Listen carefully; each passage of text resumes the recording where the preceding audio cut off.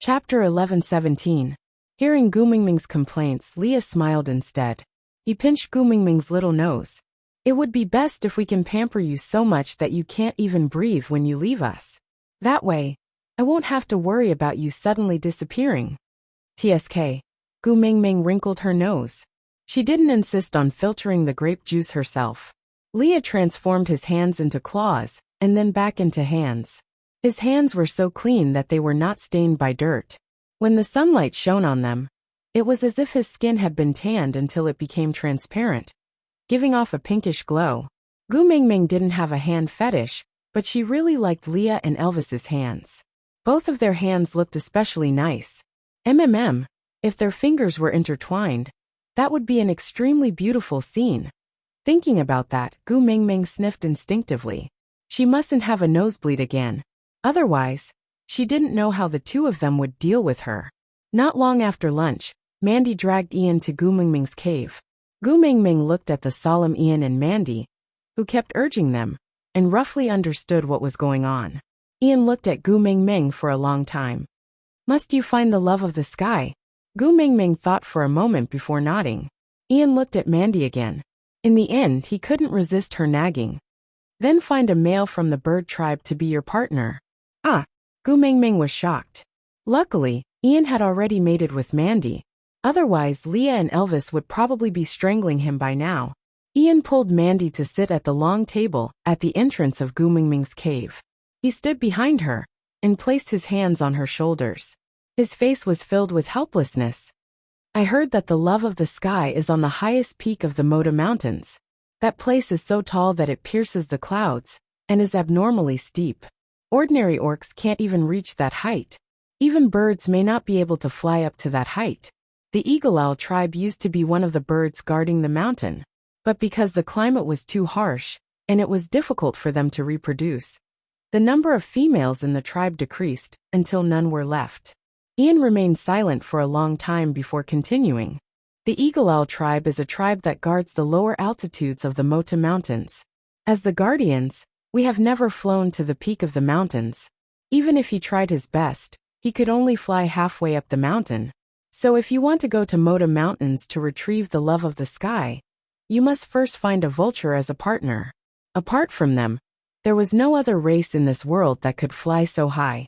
However, the vulture race prided themselves on being the people closest to the sky.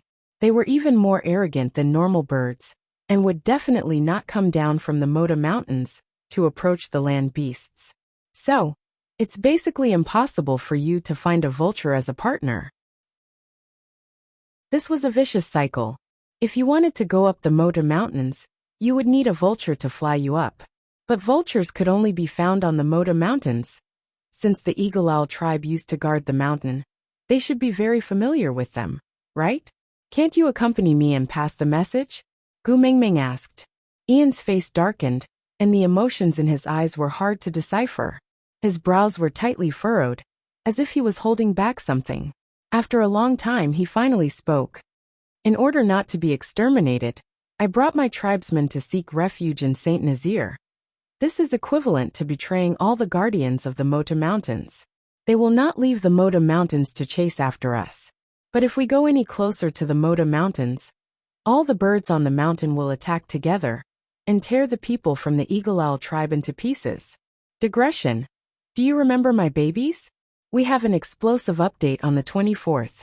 At midnight that day, there will be at least 100,000 words of updates. Chapter 11:18. That's why you are not willing to tell Leah about this. Are you afraid that I will force you to go with me? Gu Mingming asked. Ian shook his head and said, When I sought refuge in Saint Nazir, I said that as long as you take in my tribesmen and help us survive that winter, my life will be yours to command. If you must go find the love of the sky, I will bring you there even if I will be torn to shreds. But Ian tried his best to curl the corners of his lips into a bitter smile and said, Because of my decision, the Eagle Owl tribe has become the shame of the Mota Mountains. I don't have the face to go back and face my former friends. I clearly remember that you came to seek refuge in Saint Nazir when you were at your wits' end. You just wanted your tribesmen to live on, and did not do anything heartless. Why are you so ashamed to face others? Gu Mingming was indignant. She could insult her friends however she wanted, but why should others despise her? Ian lowered his head and said, "The Eagle Owl tribe is not the first and will not be the last." But only the Eagle Owl tribe left the Mota Mountains and gave up their duty to protect it. To the Mota Mountains, the Eagle Owl tribe is a traitor, a deserter and a betrayer. Gu Mingming tilted her head and said, "Do you know me?" Ian looked up and looked at Gu Mingming as if she was an idiot. It was rare that Gu Mingming did not rebuke him. She pointed at her own nose and said, "Doesn't the bird tribe view serving the beast deity as the highest honor? Since that's the case, isn't serving me, the messenger of the beast deity, closer to the beast deity and more loyal to him than flying foolishly in the sky?" Ian looked at Gu Mingming and suddenly had a feeling of speechlessness. All roads lead to Rome. Being loyal to the beast deity is not the only way to defend a mountain range.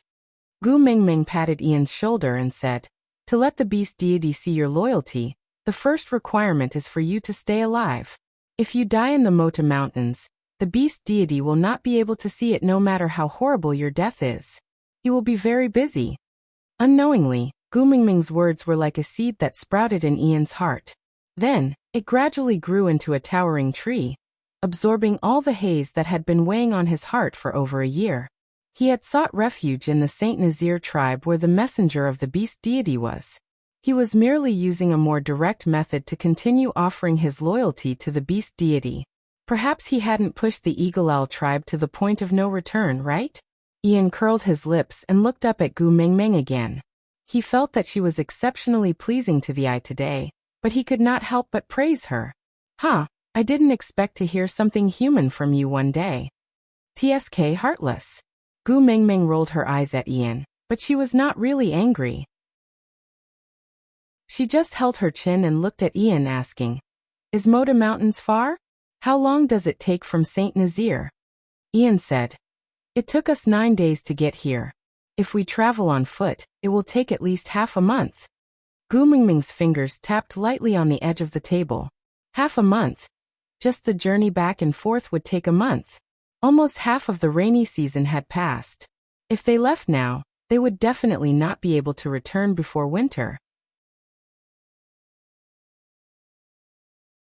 Chapter 11:19. All right. It was a simple word, but it carried the weight of a promise. Ian did not know what position Gu Mingming held in his heart. Was she the messenger of the beast deity respected by the Eagle Owl tribe, and even the entire beast deity, or was she a friend whom he could sacrifice for? He only knew that Gu Mingming was a very special existence. No matter what happened during normal times, as long as she said the word, he would risk his life to accompany her without a second word. With the matter settled, Ian did not stay any longer. He held Mandy's shoulders and said, "Let's go back first, don't disturb others' meals." Mandy looked at the meat in Gu Mingming's pot with envy. She had wanted to eat more in the morning, but in order to help Gu Mingming persuade Ian, she only ate a small bowl before leaving. Now that pot of meat might not even be enough for Leah or Elvis, so she was too embarrassed to stay for a free meal. She stood up and followed Ian out. After 2 steps, she stopped and turned back to look at Gu Mingming. She called out softly, "Gu Mingming." "MMM?" Gu Mingming looked up at Mandy, using a single room to ask her what was the matter. But Mandy smiled brightly and waved. "I'm leaving, goodbye." Oh. Gu Mingming was at a loss. Then she heard Mandy say to Ian in a soft but excited voice, "Did you see that? I called the great messenger's name, and she answered me." A crow flew past Gu Mingming's head, leaving behind 6 large dots. After Ian and Mandy left, Leah took over the bowl and chopsticks from Gu Mingming's hands. He put down the chopsticks and changed to a small spoon to feed Gu Mingming personally. Elvis lifted her by the waist, and Gu Mingming fell into his arms. This stance, there was a demonic aura. Leah looked at Gu Mingming with a grin. "Mingming, do you think our family will have a new member soon?" Gu Mingming instinctively rubbed her tummy. "Not so soon. If I don't get the love of the sky, will the 2 of you make me pregnant?" Elvis held Gu Mingming's hand that was on his tummy. "Don't act dumb. Children are never considered family members." "Why?" Gu Mingming slammed the table and exploded. Why couldn't her child be considered a member of her family? Was there still justice in this world? Elvis chuckled, rubbing her little head and comforting her. Because when they grow up, they will mate with other females and form a family. They cannot stay in our family forever, so children cannot be considered as family members. Gu Mingming thought about it. Yeah, she treasured her son, but she was not so perverted as to not allow her son to get married and tie him to her side to be a bachelor for the rest of his life. Sigh, the pig that he raised would eventually have to steal someone else's cabbages.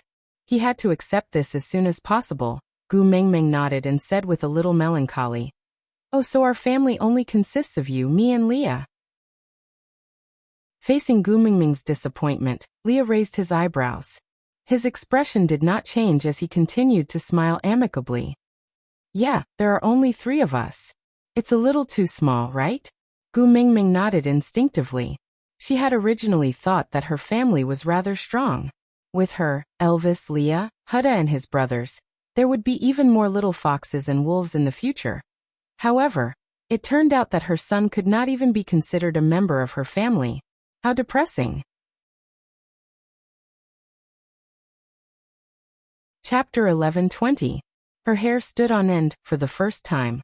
Gu Mingming felt that Li's smile was too scary. She shook her head. "No, I don't want to take in a vulture as a partner." Leah chuckled. "That's right. The vultures live in the harsh Mota Mountains all year round. Their bodies are naturally stronger than ours. Moreover, they can fly. Apart from your beast pressure, no one can push them down from the sky at that height. So even if we challenge them to become partners, Elvis and I may not be their match. Moreover, if you fancy one, Elvis and I can become partners without the challenge." Gu Mingming cupped Li's face and stopped him from speaking more and more exaggeratedly. "I don't want to become partners with a vulture. You are thinking too much." Li's mouth was pinched into a fish's mouth by Gu Mingming. His bewitching eyes matched with his adorable lips gave off a conflicting sense of cuteness. Gu Mingming smacked her lips and kissed him. "Don't think too much. You and Elvis are enough for me. Our family doesn't need other males." Li's temper melted from the kiss.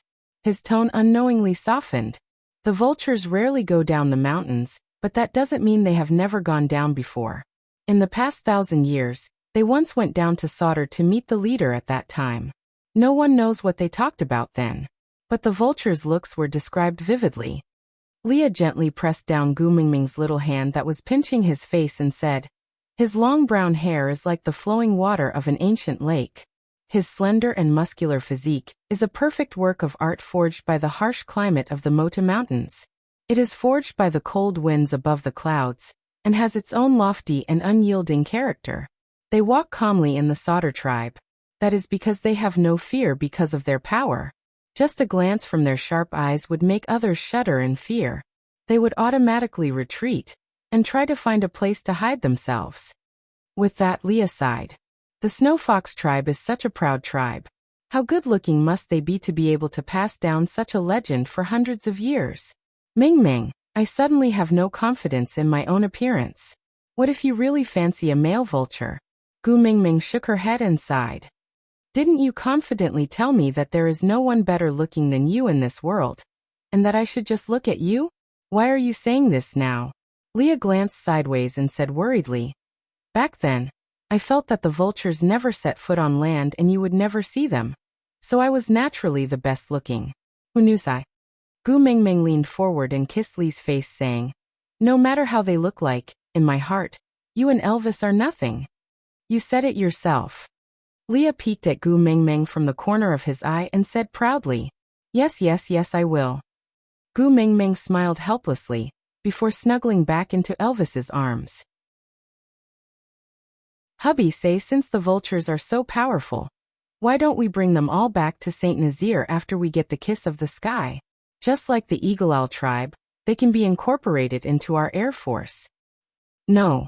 Elvis's rejection was resolute, without a trace of hesitation.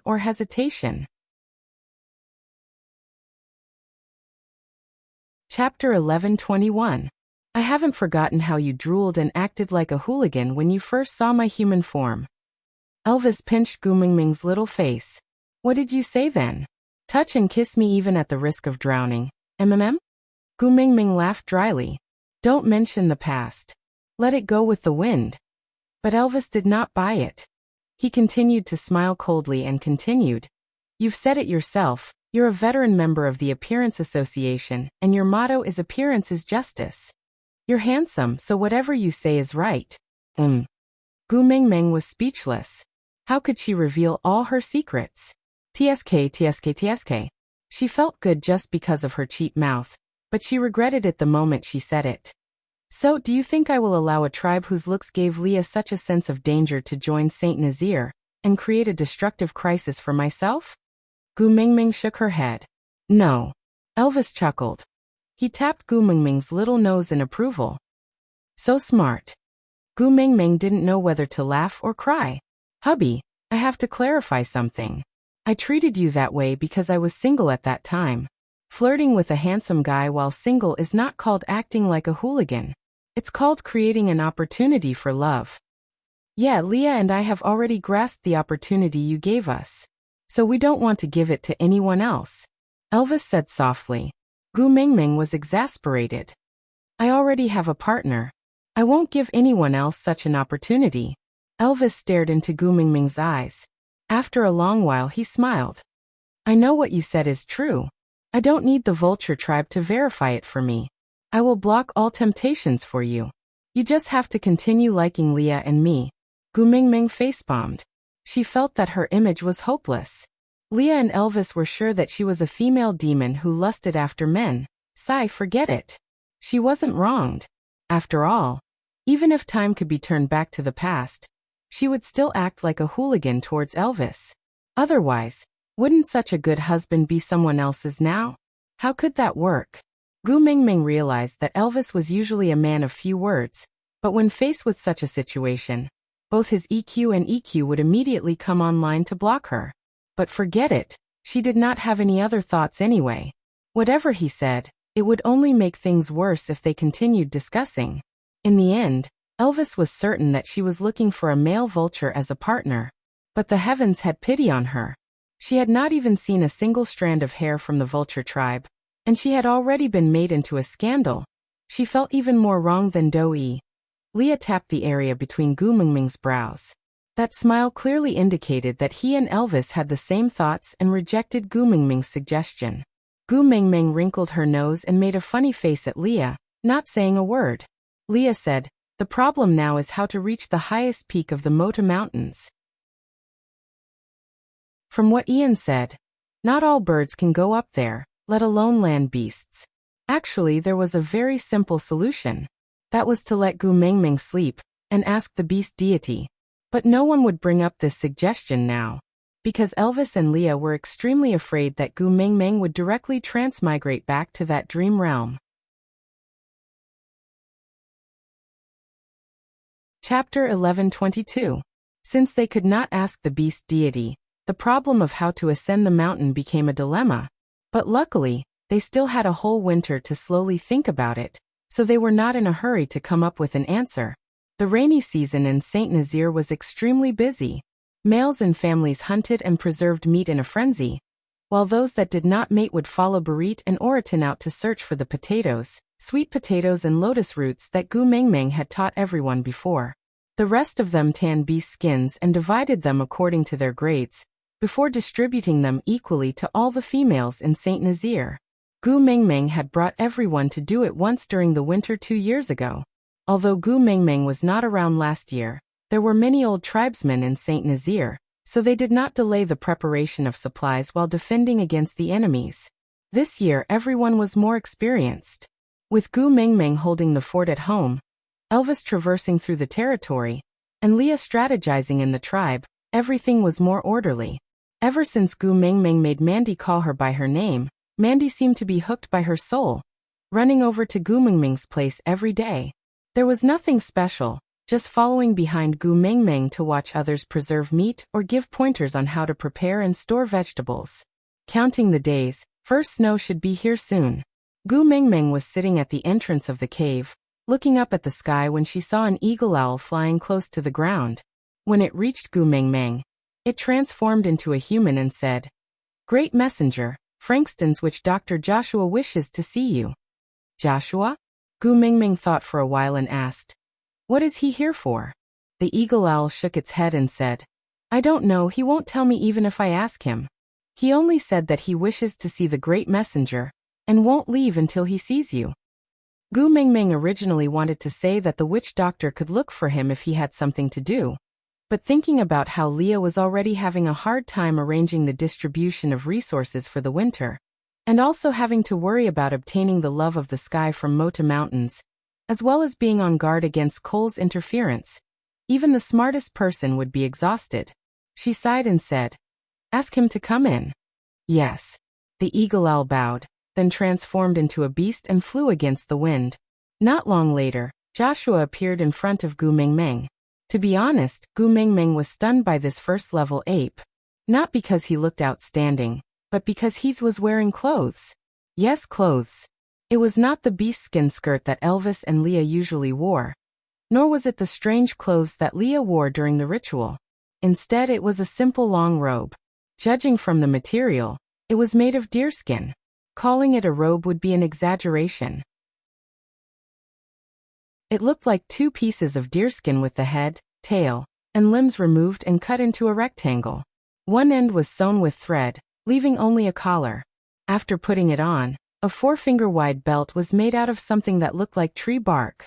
The shoulders of the clothes were slightly wider than his body, and when the waist was tightened, many of the shortcomings of his body were covered up.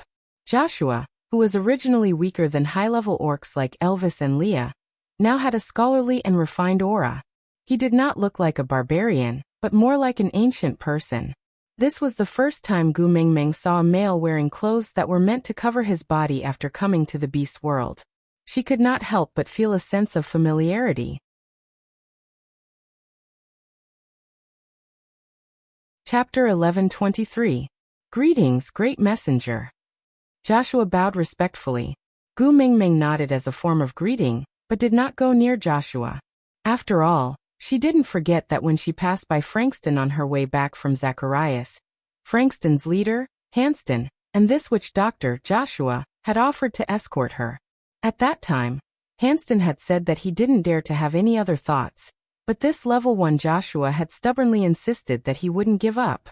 What if her man got jealous? Now that Elvis and Leah were not at home, Gu Mingming did not want to cause any unnecessary trouble.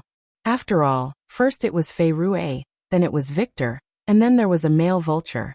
If she got involved with this Joshua, she would not be able to do anything for the entire winter.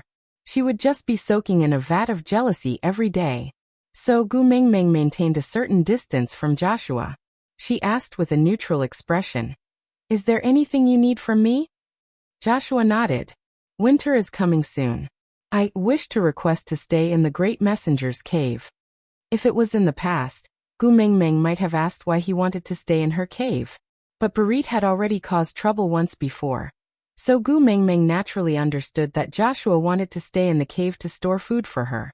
Holding her forehead, Gu Mingming shook her head. "Elvis only stored enough food for our family to survive the winter.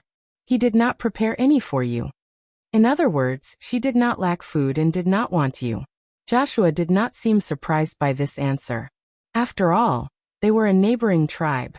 It was no secret that Saint Nazir had a way to store food. Joshua nodded. Then he tilted his head and smiled. "Then, does the Great Messenger lack beast pets? The kind that is the closest to your way of thinking and behavior?" Gu Mingming chuckled. She shook her head. "Joshua, I have no intention of recruiting new males into my family. So don't waste any more time on me. Go find a new target." "I can wait." Joshua did not seem to take Gu Mingming's rejection to heart. He just lowered his head. The males in the beast world are all stubborn. They either don't love, or fall in love for the rest of their lives. Gu Mingming was very clear about this. However, she no longer wanted to carry someone else's burden for the rest of her life. It was too heavy. Gently caressing the back of her neck, Gu Mingming smiled. "My stance is very clear. I don't like you. If there's nothing else, please leave." Joshua shook his head. "I want to join Saint Nazir as a witch doctor." Unmated males had the right to decide which tribe they wanted to live in. Witch doctors were a precious resource that was second only to females. Almost all tribes fought over them, and there was absolutely no reason to reject them. However, if they accepted him, wouldn't it mean that they had tacitly agreed to his waiting? Chapter 11:24. Oh, by the way, other than me, there are 17 females in our tribe. Other than Maya, who is a half-orc, the rest are all complete females. As Gu Mingming said, she held Mandy's arm and smiled. Here she is, Mandy, a female leopard. I personally crowned her the first beauty of the beast world a year ago. If you want a mate, why don't you consider wooing Mandy? After saying that, Gu Mingming felt her face hurt. She sounded like a pimp. Mandy glared at Gu Mingming shyly. I promised Ian that I will only accept him this year. If you want to woo me, you have to wait until next year. Joshua smiled at Mandy and said, Nice to meet you, Mandy. That was considered as a greeting. Then Joshua's gaze returned to Gu Mingming. I can accept the test to join the tribe. I am willing to accept it no matter what the test is. I must join Saint Nazir. Join Saint Nazir as a witch doctor? Sure, you are most welcome. Leah hurried back the moment he heard that Joshua had come to meet Gu Mingming. But the moment he arrived, he heard this fellow confessing to Gu Mingming. He did not appear because he wanted to hear Gu Mingming reject him personally. But even after Gu Mingming made it so clear, he still pestered her. Leah patted Joshua's shoulder lightly and said, The witch doctor's test shall be conducted in the witch doctor's way. I just patted 4 types of medicine on your shoulder. If you can find all 4 types of medicine by this time tomorrow, you will pass. I will welcome you on behalf of Saint Nazir. If you can't find them, then you can scram back to where you came from. Don't be an eyesore in front of me again. Joshua tilted his head and sniffed the scent on his shoulder. For smells, the number was correct. But these 4 smells were especially faint and hard to distinguish. But in order to join Saint Nazir, Joshua still decided to accept this challenge. Passing the test as a witch doctor meant that the test given by Leah was not too harsh. Okay, Joshua answered and turned around to search for the medicine that he had sniffed out first. After Joshua left, Gu Mingming leaned on Lee's shoulder. What did you pat on his shoulder? Are you sure he won't be able to find it? Leah chuckled. Don't worry, I will not allow flies to keep flying around you. Gu Mingming laughed and said, Didn't you say you have a lot of things to settle? Why are you back so early? Leah carried Gu Mingming in his arms and said, Come back to kill flies. Gu Mingming replied, It's just Joshua, I can handle him myself. Leah replied, If you have to handle everything, why do you still need Elvis and me? Gu Mingming was speechless. She could only wrap her arms around Lee's neck and lean into the hollow of his neck, allowing him to carry her back to the cave. Mandy followed him for 2 steps, but upon receiving Lee's warning gaze, she could only turn around and leave angrily. Only then did Leah heave a sigh of relief. His Mingming was too outstanding. What should he do if she could win over both genders? He had finally gotten rid of Sandy with much difficulty. And now there was Mandy. Could it be that those with Mandy, in their names, all had a special liking for his Mingming? TSK, as expected, she could not leave Gu Mingming's side with Elvis, or else it would be hard to guard against her.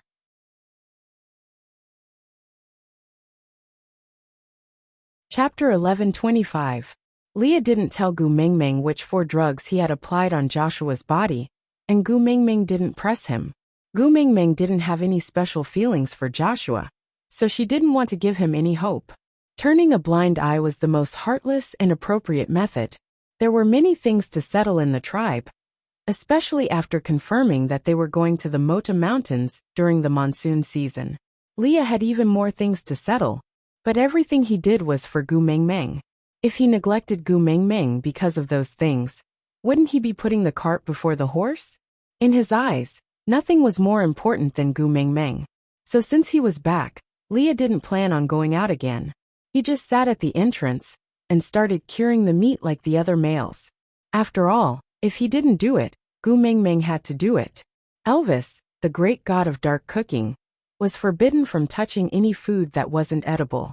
And he couldn't bear to part with Gu Mingming's hands rubbing the coarse salt crystals. Seeing that Leah was preparing the food, Gu Mingming automatically stood behind him, and massaged his shoulders. You must be exhausted after so many things happened recently? Leah enjoyed Gu Mingming's service and smiled. The most tiring thing is that I can't look at you every day. I have to resist the urge to leave everything behind and come back. It's so tiring. But winter is coming soon. By then, I will have nothing to do and just have to look at you every day. Gu Mingming wrapped her arms around Li's shoulders from behind and rested her chin on his neck. In the blink of an eye, this is the third winter we have spent together. Leah shook his head. The first? Huh. Gu Mingming didn't understand. Leah said, in the first year, you mated with Elvis and I was an outsider. In the second year, you circled around Qixien for the entire winter. Elvis and I were both outsiders. This year, you have to focus on accompanying the two of us. After all, this is the first winter for the three of us as a family of three. Gu Mingming chuckled. All right, we will stay in the cave for the entire winter. I will accompany the two of you. Leah nodded and said, Elvis and I have already expanded the layout of the cave. Before winter, that stone table will be moved into the cave. The storage room has also been expanded to make it easier for you to throw potatoes at us. The floor is also covered with soft new soil, so you won't trip or hurt your feet when you chase after us. Gu Mingming was taken aback. Why would I throw potatoes at you? Leah glanced sideways with a tinge of disappointment in his eyes. You won't be screwed up this year? Gu Mingming blinked her eyes and looked at Leah in confusion. Leah sighed. I was very envious at that time. I thought I would finally have the chance to be smashed by you this year. That year. Gu Mingming thought for a long time before recalling that in the first year of mating with Elvis, Elvis had said that she had gained weight. She was so angry that she chased after Elvis and threw potatoes and sweet potatoes everywhere, causing him to dodge in all directions, but not a single thing fell to the ground, and he caught all the food she threw at him steadily. She hugged Leah and rubbed herself against him with all her might, smiling. Are you an idiot? Why would you be envious of being beaten up? Leah allowed Gu Mingming to mess around with him. He smiled indulgently. I have masochistic tendencies. I only do this to you. Aside from the topic, today's update has ended, babies. Susu is working very hard to save chapters. Really working very hard. So are there any rewards? Something like a monthly ticket, or something like that. Act cute and roll on the ground for tickets.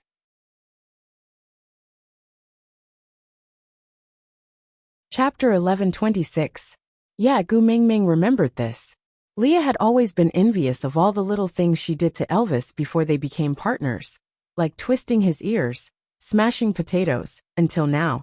This fellow would still shake his furry beast ears from time to time, looking at her with an expectant gaze, asking if she wanted to twist his ears. That year of broken roots and broken threads must have really tortured Leah badly, right? She reached out her little hand and rubbed Lee's ears. Then she chuckled.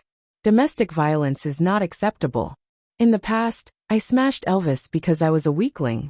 Even if I used all my strength to hit him, I could not hurt him much. But now it's different. If I make a mistake, you or Elvis will be hurt. I'm a strong Gu Mingming now. I can't hit anyone as I please. Leah pulled Gu Mingming's little hand that was rubbing his ears and kissed it. Silly girl, in Elvis's and my world, you are never a weakling. If you want to hurt us, you don't need to use your fists. Just one look from you can push us into hell, or pull us back to the human world. One word from you can kill me on the spot, or bring me back to life. Gu Mingming pecked Lee's lips. Then she smiled sweetly. My hubby has such a sweet mouth. A numbness spread throughout Lee's entire body. She often called Elvis's hubby, but this was the first time she called him hubby. This form of address was set after Snake snatched the title of boyfriend. But she had never called him that before. The first time she heard it, her heart trembled. He hugged her tightly in his arms and kissed her again. Call me that again. Hubby. Gu Mingming nestled in Lee's arms obediently. Her face was pinkish, making one feel pity for her. Leah hugged Gu Mingming and asked her to call him hubby time and time again. Every time she called him that, he had to kiss her a few times to stop the itch in his heart. Just like that, they spent the entire afternoon until Oriton returned with Elvis in the evening carrying his hunted prey. Elvis took Gu Mingming from Lee's arms and hugged her. He took 2 deep breaths of the air that carried her scent, then looked at Leah and said, "I heard that monkey came to confess to Xiaoming?" Leah nodded. "Don't worry, I've already dealt with it." "Yes." Elvis curled his lips in approval before continuing. "Including today's harvest, we should have more or less stocked up on our prey for winter. From tomorrow onwards, I'll stay at home to accompany Xiaoming. You can go and do your work." Leah nodded and did not speak. They all knew that what Leah needed to do was not to manage the tribe, but to go to the Mota Mountains during the rainy season. "Same old rules, you're in charge of thinking, I'll be in charge of using my hands," Elvis added. Leah chuckled and raised his brows. "I feel like I'm at a disadvantage now. Because every time there's a mistake, you'll push the blame to me, saying he's the one who came up with the idea. I'm only responsible for beating him. TSK, why don't you be responsible for thinking and I'll do it?" Elvis smiled. "I am the first partner. My arrangements are the rules." Leah shook his head helplessly and muttered, "Cunning."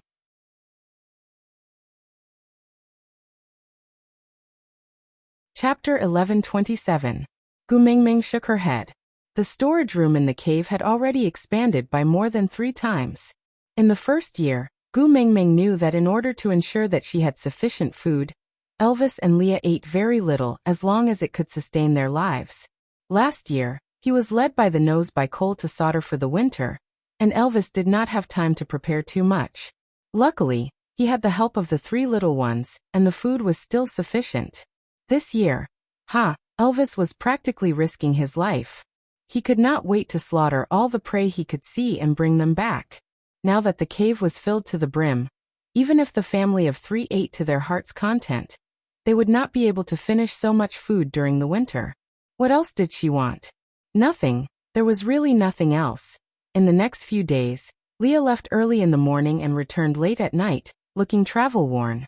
Gu Mingming's heart ached for him to travel back and forth. She said that she could cook for herself during this period of time, and asked Leah not to prepare 3 meals for her daily. After all, Leah could settle his meals in the wild on the spot. With less cooking time, he could rest for a while longer. But Leah did not agree. He just hugged her and said, "These 3 meals a day are my excuse to catch my breath.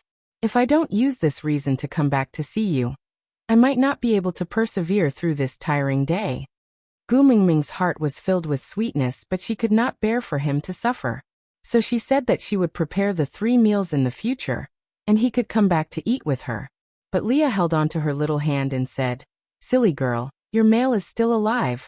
Why should he let you suffer?" Her rebuttal was futile. Leah still came back on time to prepare 3 meals every day. After taking care of Gu Mingming's daily needs, he hurriedly went back to work.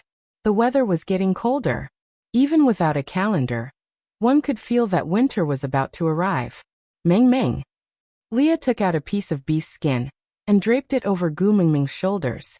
Then he hugged her shoulders and kissed her forehead, saying, "It's going to be winter soon. Should we hold a bonfire party to liven things up?" Gu Mingming did not understand. Everyone was busy preparing food. Who would have the time to hold a bonfire party? Leah said, "Saint Nazir was not peaceful at this time last year. This year, with you back at the helm, no one would dare to cause trouble.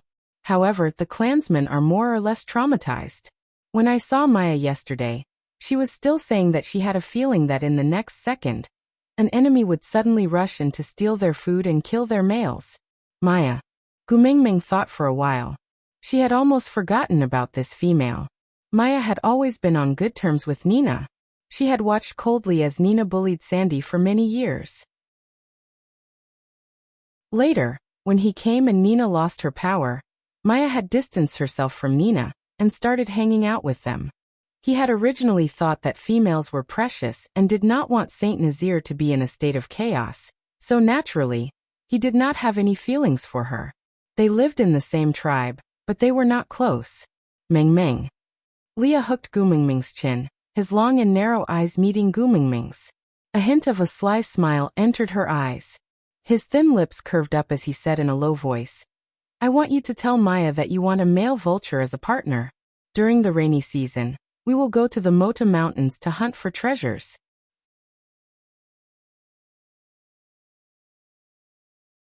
Chapter 1128. Leah looked at Gu Mengmeng and inched his face closer, saying, "Kiss me and I will tell you."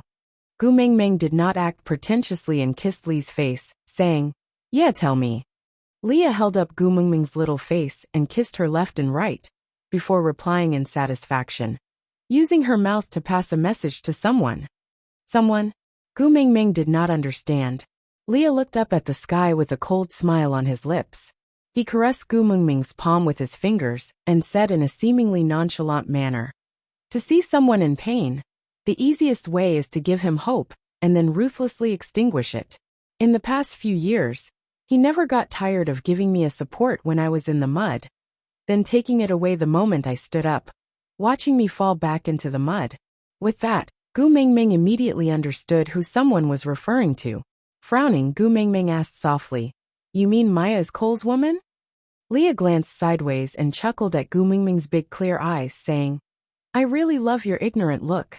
Gu Mengmeng snorted in disdain, but Leah rubbed Gu Mengmeng's little head and said, "I am serious, this world is too ugly.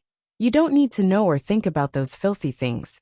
Just leave it to Elvis and me to handle it. You just maintain this innocence, and just watch as Elvis and I clean up the world for you." With that, Leah held the back of Gu Mengmeng's head and kissed her brow, saying, "Being so reliant and trusted by you makes me feel very accomplished." Gu Mengmeng did not say anything, but her eyes darkened. She turned to look at Elvis behind her and asked, "You also know that Maya is Cole's woman?" Elvis nodded and said, "Her appearance was too coincidental. Leah and I were just talking about creating a tribe, when a female held hostage by stray beasts appeared in front of us. A concept of 'I will give you a pillow if you want to sleep'?" Gu Mengmeng recalled that during the first year of mating, Elvis had told her about their creation of a tribe in order to persuade her to accept Leah. Elvis had told her that Maya was the first female in Saint Nazaire. She did not think much about it then, but now she finally understood. Was this Cole's bad taste again? You want to create a tribe? All right, I'll give you a female. Go ahead and create it. When you build your tribe and think that you have the strength to fight against me, I will personally destroy your tribe. I will watch the hope in your eyes extinguish in an instant, leaving only the thin smoke of despair. This was really like Cole's style. Why did you still save her when you knew? Gu Mengmeng frowned, but Leah looked at Gu Mengmeng as if he was looking at a child. He smiled gently, full of pampering and indulgence. "I'm a fox." Leah waved his tail and said, "Isn't the fox best at eating the meat in the trap and retreating unscathed, watching the hunter fly into a rage at the sight of the trap?" Gu Mengmeng paused for a moment before smiling. A normal human's thought process would naturally be to avoid risks. If they knew that there was a trap, their first reaction would naturally be to avoid it, snatching chestnuts from the fire. It wasn't her style, but she had to admit that Leah was right.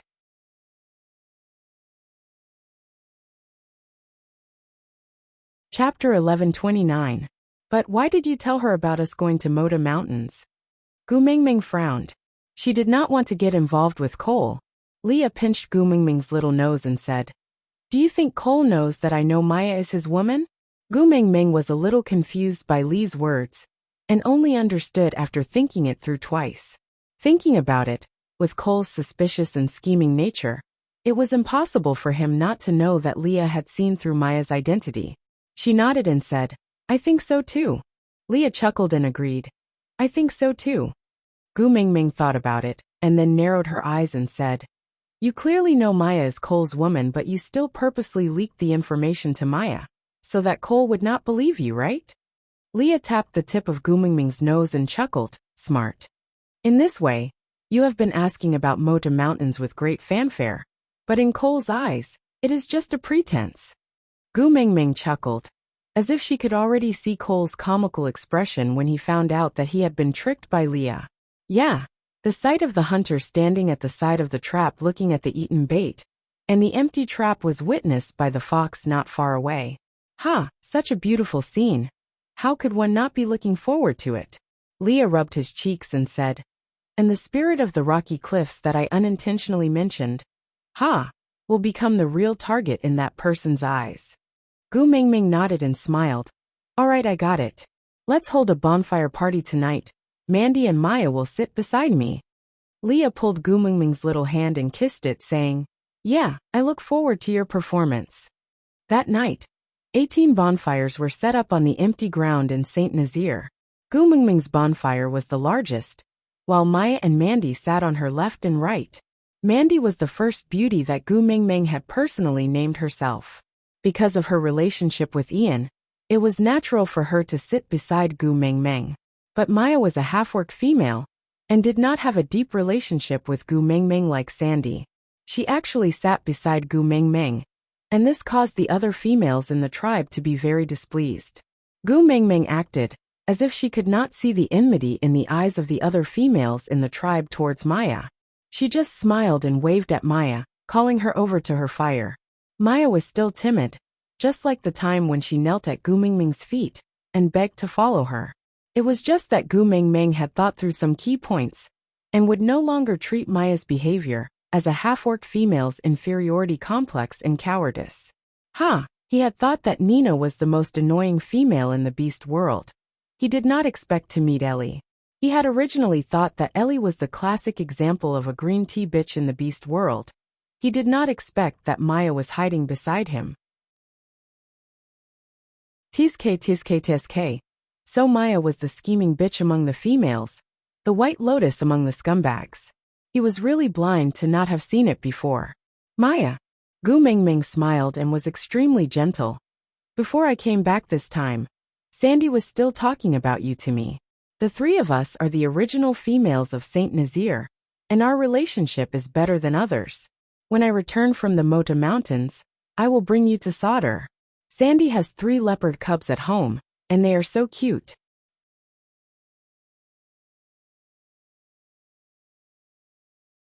Chapter 11:30.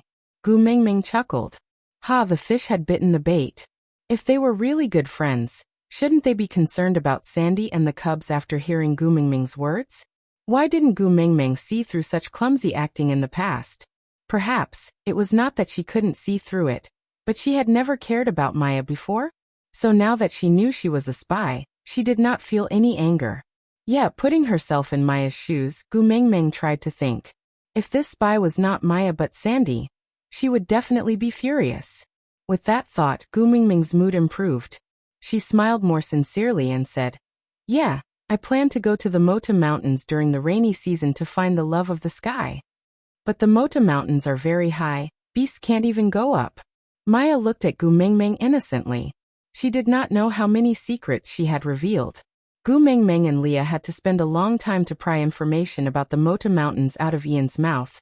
And as a half-orc female with no achievements in St. Nazaire, she really knew too much. Gu Mingming had her own thoughts, but she did not show it on her face. She just continued. So I plan to take in a male vulture as my partner and let him fly me up. Vulture? Wow. Maya's face was full of longing, her eyes shining with envy. She said, I heard that vultures are the most arrogant race in the beast world. Every one of them has outstanding looks and is powerful.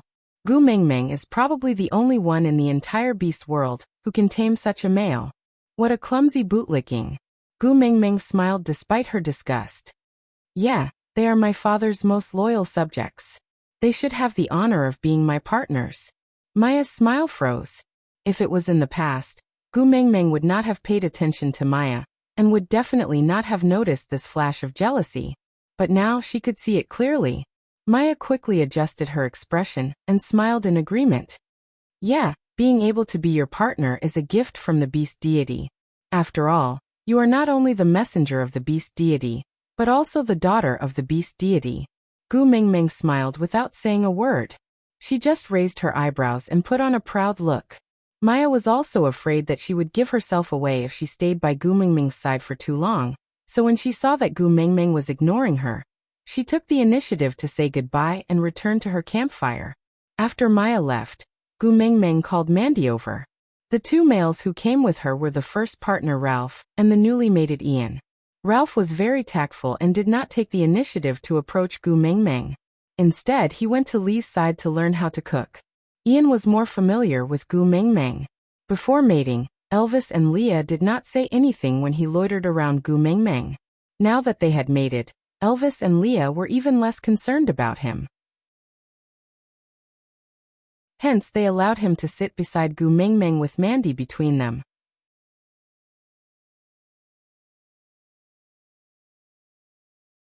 Chapter 1131. Gu Mingming shook her head. I can't guarantee that I will stay here during every rainy season, but I can guarantee that Saint Nazir will become stronger and stronger. So strong that no one will dare to sneak up on us and snatch our food. Mandy was a little disappointed. She pouted. Without you around, the atmosphere in the tribe will be weird. It's as if we are missing our backbone. It makes people feel uneasy. Gu Mingming patted Mandy's little head. Don't worry, everything will get better. Take your claws off her. Ian tooted. His tone was not very friendly. Without Wabi-Ai around, Ian was the only one left to bicker with Gu Mingming. Gu Mingming smirked mischievously. She removed her hand from Mandy's head and spread her palm out in front of Mandy. She stared at Ian provocatively and shouted, Mandy, come, let's hold hands. Ian's eyes were fixed on Gu Mingming. Mandy felt overwhelmed by the favor. She carefully placed her fingertips on Gu Mingming's palm. Gu Mingming lifted her hand up and grabbed Mandy's little hand. Then, she purposely spread her fingers in front of Ian. She interlocked her fingers with Mandy. Then she raised her chin and raised her brows. She looked at Ian with a bite me if you have the guts expression. Ian tooted. He turned to look at Elvis. Your female is seducing others like this. Aren't you going to stop her? Elvis's expression did not change. He just tore off a small piece of roasted meat from Leah and sent it to Gu Mingming's mouth. My Xiaoming likes to bully others. It's her good fortune to have taken a liking to your Mandy. Snatch her back if you have the ability. If not, learn from Bode. Learn from Bode. Ian asked. Elvis looked up and said calmly, I accept my fate. Ian was so angry that he wanted to snatch Mandy back from Gu Mingming's hands. But when he saw how happy Mandy was looking at Gu Mingming with starry eyes, he forced himself to stop. Ian had admitted defeat too quickly. This made Gu Mingming feel very unhappy. When the person being provoked did not react, the provocation became especially boring. Gu Mingming let go of Mandy's hand, then hooked her finger to beckon Mandy to come closer. Mandy did not understand, and just did as she was told. Then Gu Mingming whispered into her ear. After the night campfire party, come to my cave. I have something to tell you. Mandy was very puzzled. What could they not say here? But she didn't ask any questions, and just nodded obediently. The males in the beast world had excellent hearing, especially at such a close distance. Ian's face turned green. He hugged Mandy's shoulders and pulled her into his arms. He stared at Gu Mingming with his sickly face. Are you really going to bully others? I'm telling you. Unless you kill me now, I won't allow you to do whatever you want to Mandy. Puff. Gu Mingming almost choked on her own saliva. She stared at Ian with widened eyes. What do you think I want to do to Mandy? Ian's face flushed red, and he looked at Gu Mingming, as if he was looking at his love rival. After holding it in for a long time, he said, Why don't I fly to Sauter overnight and bring Sandy back for you tomorrow? No matter what you want to do, just look for Sandy.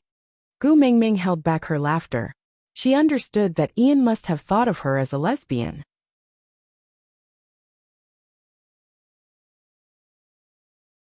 Chapter 1132. No. Mandy hurriedly shook her head and instinctively struggled out of Ian's embrace. She squatted down in front of Gu Mingming and looked straight into her eyes.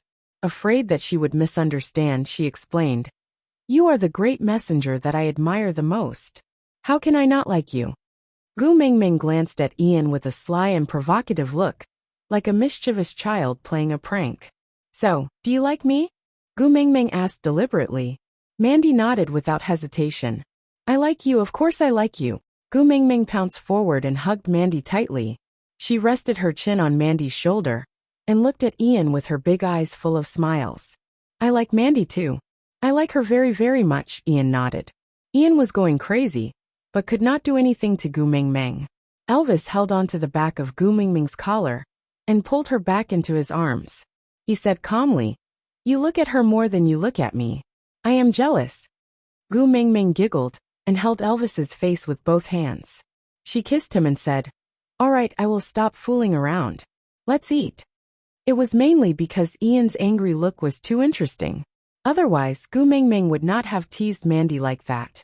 But, Gu Mingming had never thought that she would be mistaken as a homosexual one day. Did Elvis and Leah also have such subtle feelings when she fantasized about them in the past? Leah seemed to be alright, but Elvis seemed to explode at the mention of such things. He would definitely not be able to accept it. Compared to the two of them, Gu Mingming felt that her acceptance level was rather high. It was not real anyway. It was just fooling around. After settling the proper business, Gu Mingming did not have much interest in fooling around with the entire tribe. After all, according to tradition, what was about to happen next would not be harmonious. It was almost winter, and the males naturally wanted to fight for the last chance to confess to the females they admired. Not interested in watching everyone clap for love, Gu Mingming left early and returned to the cave.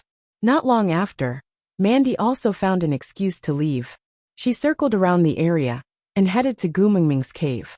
Ian followed closely as if guarding against thieves, as if he was afraid that Gu Mingming would eat Mandy up. Gu Mingming could not be bothered to argue with him, and just sprawled lazily by the stone table.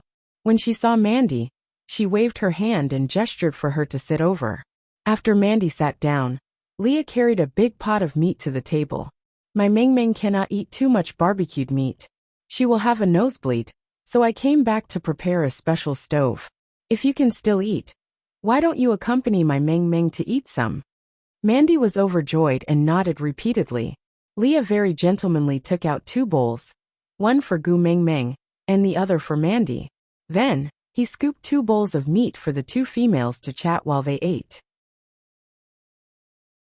Gu Mingming didn't beat around the bush and said directly, Mandy, I called you here today because I want to drag you down with me to do something bad. Mandy looked at Gu Mingming as she ate. Alright, what are you doing? Gu Mingming chuckled. Perhaps this was the effect of idols? This Mandy, she actually agreed first before asking what it was about. Because of her admiration, she felt that idols were extremely beautiful even when they scratched their feet. Fortunately, she was not a bad person. Otherwise, even if she were to be sold, she would still be counting the money.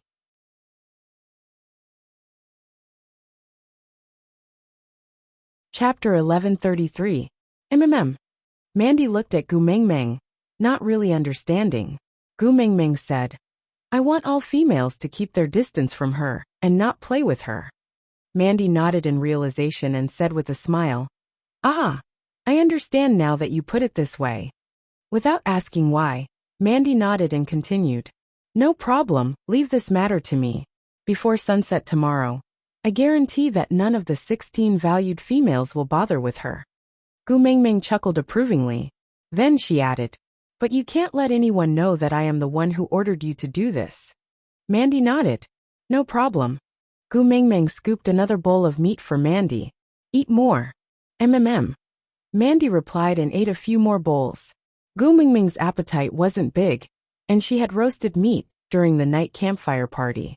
Hence, most of the stewed meat went into Mandy's stomach. After finishing her meal, Mandy licked her lips and bade farewell to Gu Mingming reluctantly. She then followed Ian back to her own cave. Leah smiled at Gu Mingming as he tidied up the cutlery. Looks like we have the same idea.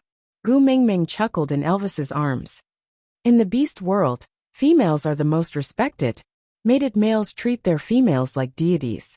As long as the 16 valued females ostracize Maya, it will be difficult for her to do anything in Saint Nazaire. After all, half of the people in Saint Nazaire are males from the 16 valued females. The other half are their pursuers. Without anyone to cooperate, Maya can't do anything. Leah continued Gu Mingming's words with approval. Gu Mingming nodded. I never thought that Maya had a problem before, so I didn't think so. Now that I think about it, Nina was really wronged. Her domineering personality was at least 80% due to Maya's incitement, right? I even thought that Maya was the one bullying Maya, and that Maya was the type to swallow her anger. I didn't expect her to be the other way around. Leah rubbed his nose. It was rare for him to feel guilty. After all, he was the one who allowed Maya to incite Nina. Elvis could tell that Leah was feeling uneasy, so he interrupted. Do you really think Mandy can order those females around? I think they're also fighting each other openly and covertly. They don't look like they'll be obedient. Gu Mingming smiled and said, give them a common enemy, and they will naturally unite. Actually, Elvis did not quite understand what Gu Mingming meant, so she explained. Humans have a crowd mentality. When everyone did this, it became a matter of course. Even if you felt that something was wrong, if you didn't do it, you would become an anomaly. This would make people very uneasy, and they would compromise with themselves. In the end, they would go with the flow.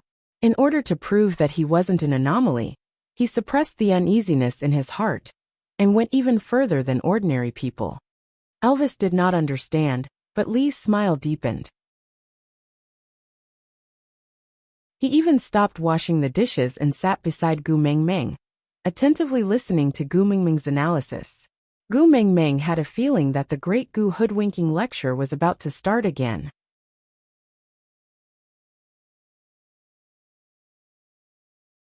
Chapter 1134. Let's take Maya as an example. Gu Mingming chuckled, then continued. I purposely arranged for her to sit beside me during the night campfire party today, and even called her over to my campfire to talk for a while. This was an opportunity for her to be hated.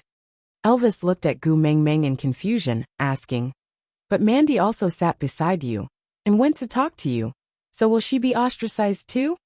Gu Mingming shook her head and said, Mandy is the first beauty of the beast world that I personally named. She has taken the little bamboo cup that I personally made and has become my partner with my good friend Ian. She can come to the cave to eat, chat and play with me whenever she wants. If she sits beside me, everyone will only take it for granted. But Maya is different. Gu Mingming's gaze turned cold, and with a hint of slyness she said, although the 16 valued females come from different tribes, they came to Saint Nazir together. They are on the same starting line, and have a kind of empathy for one another. And Maya, the original half-orc female of Saint Nazir, will never be able to blend into the circle of the 16 valued females. If she had a good relationship with me like Sandy, it would still be alright. But unfortunately, our relationship is just SOSO. If Leah had not suggested for me to reveal the news to her today, I would have forgotten about this person. Gu Mingming paused, then said, if I really forget about her, it would be a good thing for her. After all, she knows how to show her weakness, putting on a cowardly look whenever she meets people, and is highly deceptive.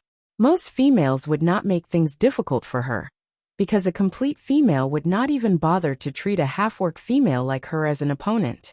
But she just had to be like this, suddenly becoming the center of attention today. There must be some among the 16 valued females who are unconvinced, such as what right does a lowly half-orc female like her have to sit beside the messenger of the beast deity? Or just because she is an original female of Saint Nazir, she can claim a relationship with the messenger? How shameless! And other reasons are enough to make her ostracize. Gu Mingming took a deep breath and continued. And what Mandy has to do is just to randomly start a conversation, then add some fuel to the fire.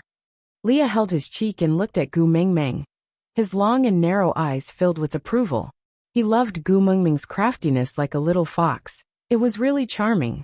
Lusting after her radiant look, Leah continued asking, are you so sure that those females will only target Maya and won't implicate Mandy?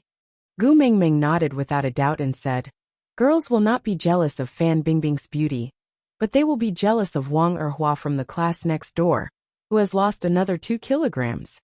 And the neighbor Zhao Xiaomei's newly removed double eyelids are especially beautiful. Who were Fan Bingbing, Wang Erhua and Zhao Xiaomei? Looking at Leah and Elvis's confused faces, Gu Mingming knew that they would not understand her explanation, so she changed her explanation. Let's put it this way, for example. One day you suddenly say that you don't want me anymore, and that you like someone else. Then when I see that the person you like is Melinda, I might start bawling and scold you for being a scum. Then after the emotional trauma has passed, I will slowly recover. But if the person you like is Nina, then I will definitely be unhappy. She is not as good as me in every aspect. Do you want her to not want me? This is simply trampling on my dignity. I can tolerate it, but I can't. We have to fight it out, right? Aside from the topic regarding Maya, let me say a few words. This person did not suddenly turn evil. Actually, I have mentioned it in the previous chapter. I don't know if everyone still remembers it. 1.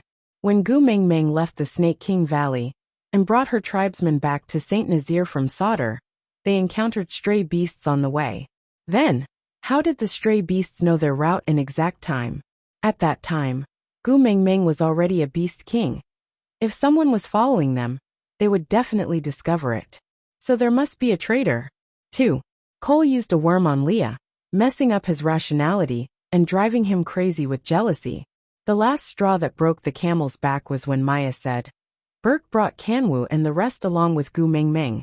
They are more like a family than Leah. 3. Previously, on the grassland outside Sadr, the half-orc female who was with Cole was also Maya. I don't want my babies to become conspiracy theorists, but I'm afraid that you will feel that Maya's turn to evil was too sudden. So I'm going to recap the past.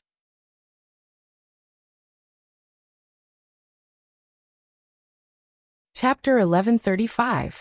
Li's face darkened. He looked at Gu Mengmeng and asked, So, you were crying and throwing a tantrum back then not because you were sad about leaving me, but because you felt indignant about losing to Nina? Am I right? Gu Mengmeng did not react in time, and could not keep up with Li's pace. She was stunned for a while before she understood that her analogy had struck an old wound in Li's heart. So she quickly smoothed it out and said, I was just making an analogy, I didn't mean it that way. Leah clearly did not believe her. He frowned and his long and narrow eyes were filled with desolation. The words, I am sad, were clearly written on his face. Gu Mengmeng did not know whether to laugh or cry. How long had it been? Sigh. The speaker did not mean it, but the listener did. Gu Mengmeng held Li's face and kissed it. She said, Then I won't use Nina as an analogy. I'll use Maya, all right? If you abandon me because of Maya, I will definitely be indignant. Leah looked down and twisted his fingers. He pursed his thin lips and said, You still blame me, right? Because of that, you have a knot in your heart, so you don't believe me anymore, right? In your heart, you can't get rid of the fact that I abandoned you, right? Gu Mengmeng face-bombed. Why did she feel like she was making things worse? Why was she coaxing him, making things worse? No. Gu Mengmeng held Li's face with both hands and wanted to explain. Leah raised his brows slightly and choked with emotions. He said, You don't have to deny it. I understand. Who asked me to be the one at fault back then? Gu Mengmeng said, No. Leah turned his head to the other side and looked like he was about to cry. He looked extremely wronged. Gu Mengmeng saw that she could not coax him anymore. So she narrowed her eyes and quickly pinched Li's ear. She said, Yes, I was just unhappy with the show you put up with Nina. Regardless of whether it was real or fake, I can't forgive you for saying that you don't love me. So you better stay away from other females in the future. If I see you being nice to other females other than me again, I will pinch your ear off. Do you hear me? With Gu Mengmeng's roar, Leah was no longer pretentious. He looked at Gu Mengmeng affectionately and nodded his head seriously, like a Samoyed being reprimanded by its owner. He looked innocent and pitiful, making others dote on him.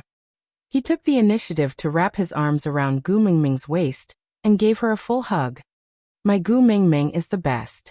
I knew you wouldn't care about me. Gu Mengmeng held her forehead and heaved a sigh of relief. What kind of despicable person was Leah? She couldn't coax him, so after shouting a few times he calmed down. But wasn't he analyzing Maya's situation just now? What was I saying? But I have to correct one thing. Leah rested his chin on Gu Mengmeng's shoulder and looked at her sideways. Melinda is not as good as you. Everyone in this world is not as good as you. You won't lose to anyone. Gu Mengmeng could not help but laugh out loud. She was actually happy to be praised by her own man. Even though Gu Mengmeng felt that objectively speaking, Melinda was prettier than her. But who wouldn't want to be the prettiest girl in her man's heart? Gu Mengmeng hugged Li's head with both hands and rubbed it. Then she continued. Yeah, you have good taste. Keep it up.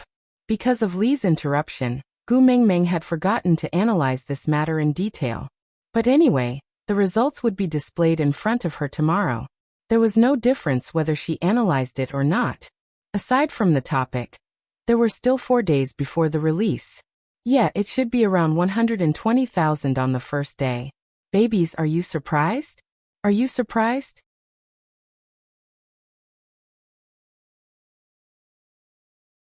Chapter 1136. Mandy indeed did not disappoint Gu Mengmeng. The next morning was still fine, but by noon, the atmosphere in Saint Nazaire was clearly different. As Elvis had already stored enough food and did not need to go out hunting, Gu Mengmeng let him accompany her to walk around the tribe.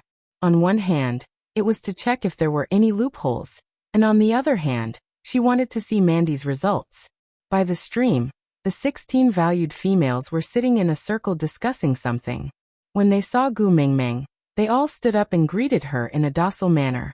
Gu Mengmeng waved at Mandy, who walked over with a smile. What were you talking about just now? Why are you smiling so happily? Gu Mengmeng asked, even though she already knew the answer. After all, with her current hearing, she had already heard their conversation from afar. Mandy chuckled and replied, Liana and the rest took in a few new males last night, and are showing us her mating marks. Yeah, Gu Mengmeng heard this just now. Liana's new partner last night, mark on her butt. To prevent Liana from lifting up her beast skin skirt to show her new mark, Gu Mengmeng spoke first. Last winter, there were 3 females in Sauter who gave birth to cubs, and one was pregnant with a female cub. This year, all of you must fight hard for me. Don't let others say that my 16 valued females are good-looking but useless, understand? Great Messenger, don't worry. We have sufficient food this winter, and with you the leader and the witch doctor around, we don't need to worry about being disturbed. We will work hard to mate, and fight hard for the Great Messenger when winter ends next year. We won't let those foxes in Sauter lose out. The one speaking was Liana. Gu Mengmeng nodded in satisfaction and said, Females are the tribe's precious resource, and cubs are the foundation of a tribe's strength. All of you must work hard. The glory of Saint Nazaire depends on all of you. The females were all fighting to be the first to agree to Gu Mengmeng's request, as if they were injected with chicken blood. Gu Mengmeng nodded in satisfaction and thought to herself, Males, this is as far as I can help you. As they were chatting and laughing, Maya also arrived at the stream, but before they even got close, the faces of the 16 valued females darkened. Gu Mengmeng pretended not to understand and looked at everyone, then at Maya, not saying a word.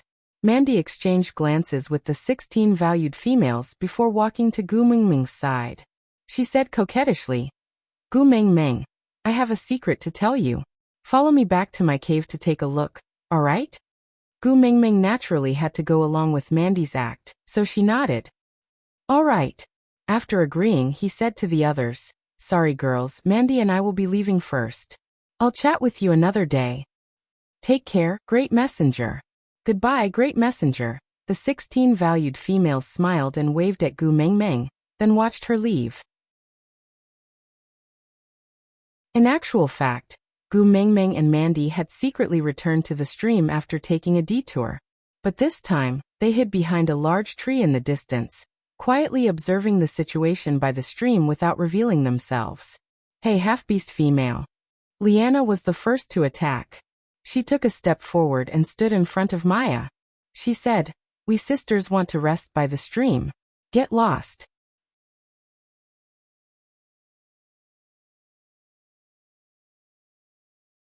Chapter 1137.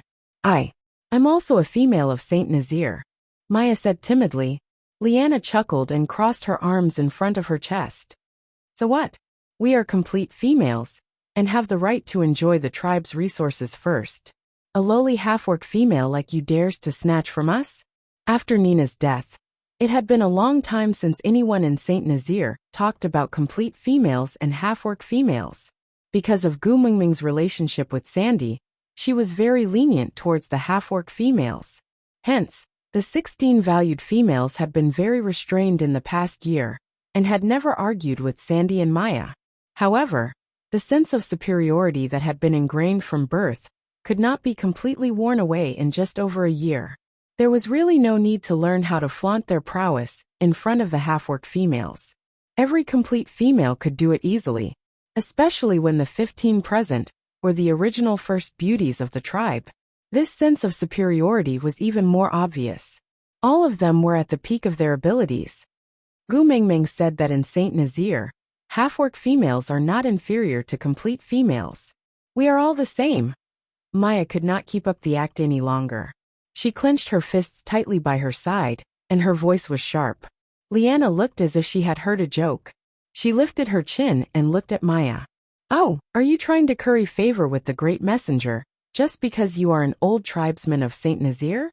Are you trying to show how close you are to the great messenger, so that you can use her name to pressure us? That's not what I meant. Maya felt that things were getting out of hand. Everything had been fine yesterday, but she did not know why things had turned out this way today. Her males had gone out to hunt in the morning, and all of them were injured when they returned. She asked in detail, and found out that they had been bullied by the males of the 16 valued females. Not only had they snatched their prey, they had also severely injured them. Although Saint Nazaire had a witch doctor, the injuries of ordinary males could not even trouble Leah to treat them. Hence, they could only force themselves to endure. Maya did not know what had happened, so she specially ran over to the stream to find out what was going on. In the end, she realized that these females had started to target her for no reason. All of this was too sudden. She couldn't understand what was going on. Liana did not have the patience to talk nonsense with Maya. She just took a step back and said, "Where are your males? Are they here? What do you want?" Maya looked at the 16 valued females standing in front of her, her heart pounding. Liana said, "I don't want to see you here. You can either scram immediately, or let your male come out and compete with our male. The winner will stay." As soon as Liana finished speaking, the 16 valued females gave their partners a meaningful look, and the accompanying males gathered in unison. In the beast world, a female would have at least 2 family members by her side, the first partner and the strongest male in the family. The 2 of them usually didn't need to go out to hunt. They would always stay by the female's side to ensure that she lived comfortably and safely, just like Sandy's Boyd and Colin, and Mandy's Ralph and Ian. Therefore, almost all the orcs that surrounded them were level 3 and level 4 orcs. Maya only had a level 2 wolf Nissan with her. How could she possibly be a match for them? Maya's eyes reddened. She stomped her feet, turned around and ran away. She looked extremely wronged.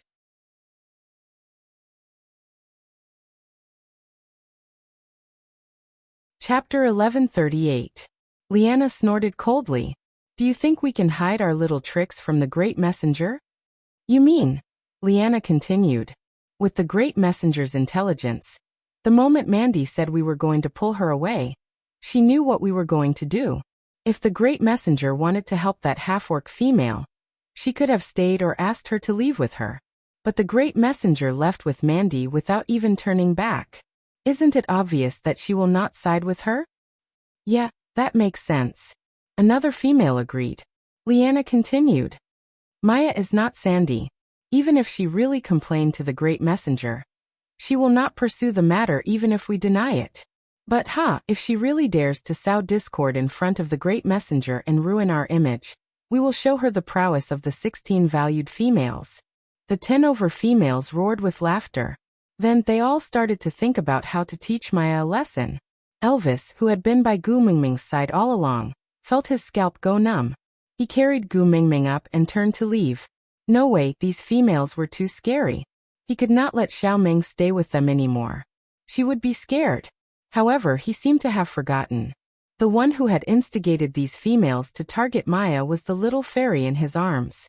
After walking for some distance, Gu Mingming patted Mandy's shoulder. "Now that I have dragged you down with me, we can be considered to have been in the same boat. Although Ian had never been my messenger's protector, his importance to me wasn't any lower than Colin's. So you can treat me like a good friend like Sandy in the future. When you need my help, you can look for me in my cave. When you miss me, you can also look for me, yeah." Mandy smiled so widely that only her teeth could be seen. It was 70% blissful and 30% sweet. Gu Mingming smiled back. "It's almost noon. Do you want to have lunch together?" Mandy's eyes instinctively darted to Elvis's face. She was clearly trying to read his expression. It was almost winter, and by then, Gu Mingming would have to stay in the cave no matter how much he liked crowds. So before the snow sealed off the mountain, Elvis did not stop her even though he was unwilling. He nodded, silently allowing Mandy to accompany Gu Mingming for a meal. Mandy was overjoyed as she nodded. Then, she turned to her partner and said, "Ralph, send me to the outskirts of Gu Mingming's territory, then go back and ask Ian to fetch me." "All right." Ralph nodded, then carried Mandy up and followed Elvis back to the cave. As winter was approaching, Oriton, who shared meals with them, treated every meal as his last.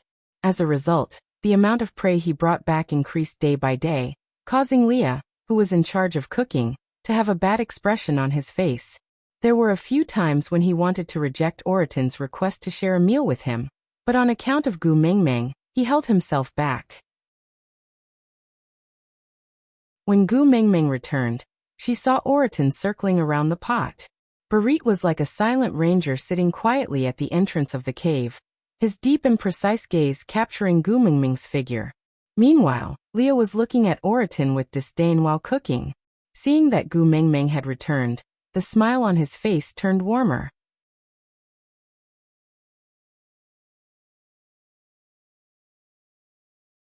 Chapter 1139. TSK. Leah was speechless as he shook his head in amazement. "This female's technique is really..." Gu Mingming chuckled and continued Lee's sentence. "There is no smoke on a woman's battlefield, but it is far crueler than a man's." Leah nodded in deep agreement. Just hearing Gu Mingming's plan to deal with Maya from the 16 valued females was already enough to make Leah gasp in amazement. He had always thought that the Snow Fox tribe was good at scheming, but now he realized that their so-called scheming only applied to making use of others. They would only act after obtaining benefits, so as long as they followed the lines of benefits, they would always be able to find clues. Even for a pervert like Cole, there were still benefits to be gained from guessing people's intentions. But when the females were ruthless, they would simply harm you, without any benefits at all. Their motives were so pure that it made one speechless. So much so that it was impossible to deduce the course of events from the conclusion, because the final outcome would be someone's misfortune, and no one would gain anything from it. Leah facepalmed as he thought about it. He suddenly felt that those accidents that he did not take to heart in the past were not so simple. Gu Mingming did not say much, and just continued eating from her bowl. With the 16 valued females taking care of Maya, even if I am not in Saint Nazaire, Maya's days will not be too boring. He would not have the time and energy to obstruct Gu Mingming's actions. Mandy finished the meat in her bowl, then looked up at Gu Mingming. "Gu Mingming, there is something I feel I should tell you." Gu Mingming looked back at Mandy, inquiring with her eyes. Mandy said, "When I went to meet the 16 valued females this morning, I purposely raised the topic of Maya and heard something strange." "MMM?" Gu Mingming replied with a single syllable, indicating for Mandy to continue. Mandy continued, "During the rainy season last year, there were many people from other tribes who came to Saint Nazaire to snatch food.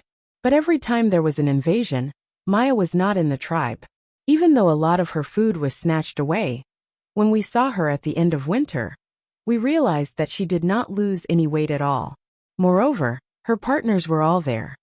What he meant was that even though Maya's food had been stolen, she was still able to enjoy a sumptuous winter, and it wasn't at the expense of eating her companion. Gu Mingming chuckled. She was not surprised by this outcome at all. She just exchanged a look with Leah, and it was a tacit understanding. Oakley wanted to use the water source to push Sauter to the teeth of the storm to coerce Cole. So Cole used the food to drag Saint Nazaire into the water to share the risk. Since it was Cole's doing, he would naturally give Maya some pointers. After all, most of the males who would come to snatch the food were already mated. In order to prevent their own females from starving, there was a high possibility that they would kill Maya when snatching the food. After all, as long as Maya died, her male would be devoured by the mating contract. This way, the food that her family had stored up would become ownerless, and they could take whatever they wanted. Maya was an important chess piece in the game between Cole and Leah. Naturally, Cole would not let Maya die so easily, so it was natural for him to give her a few pointers before she made a move. He couldn't let the food robbers kill Maya, and naturally, he wouldn't let her starve to death during the winter.